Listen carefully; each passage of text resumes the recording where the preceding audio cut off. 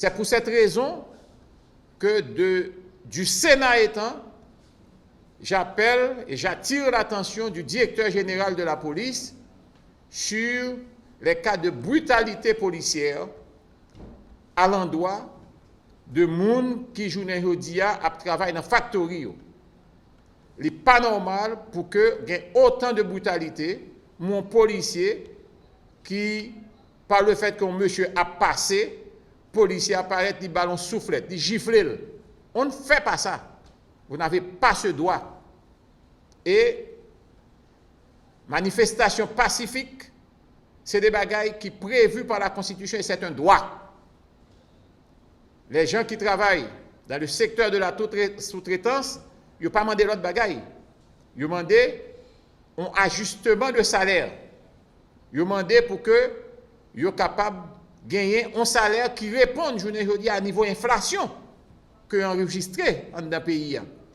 Si produit a été vendu 10 gouttes, je prends un exemple banal, je ne dis à s'il vend 15 gouttes, si gaz ou bien taxi, ou tu qu'on paye 25 gouttes, je ne dis à faut qu'on paye 50, ça veut dire que ça, si vous avez le même salaire là, vous venez plus pauvre.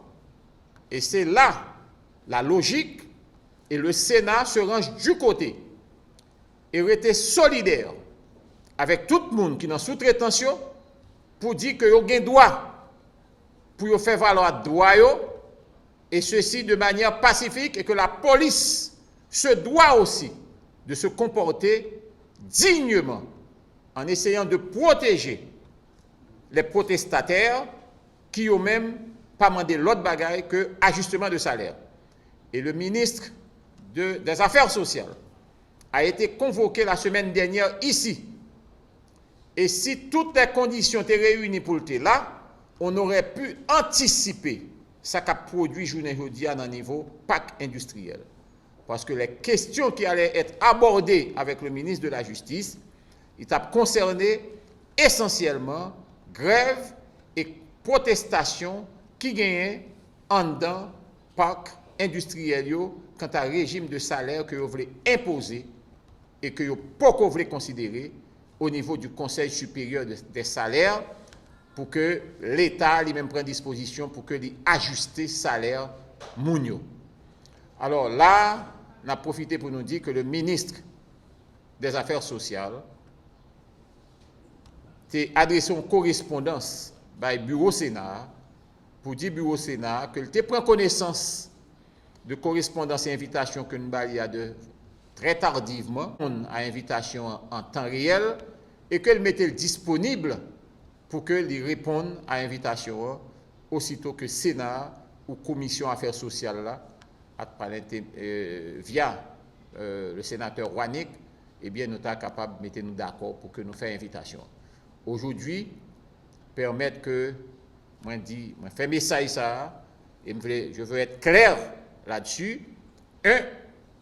La police doit se comporter de manière correcte vis-à-vis de tout protestataire et plus particulièrement de monde qui n'ont pas industriel là pour revendiquer droit. Et nous demandons l'inspection générale de la police visionner vidéo qui viré en boucle sur les réseaux sociaux et puis pour rappeler à l'ordre ou corriger anomalie que nous avons privé dans le niveau de la police. Là. Deuxièmement, nous demandons protestataires et nous disons protestataires que nous restons solidaires au niveau du Sénat, ensemble avec eux, pour nous dire que nous sommes de leur côté et que leurs revendications sont justes. Et nous allons aussi, en tant que sénateurs de la République, faire pression sur l'exécutif et plus particulièrement le ministre des Affaires sociales et le Conseil supérieur des salaires pour que leurs salaires soient ajustés. Ce n'est pas un cadeau, c'est un droit. Parce que le salaire que vous avez là, son salaire de misère, son salaire qui n'est pas capable de permettre de quimber à cause du niveau inflation, je ne vous dis, dans le pays. Et le salaire, ça que nous avons parlé là, dans le niveau, dans la sous-traitance, c'est même bagarre là tout pour les fonctionnaires de l'administration publique. Parce que gaz vient plus cher, toute bagarre vient plus cher, il faut relever le salaire minimum.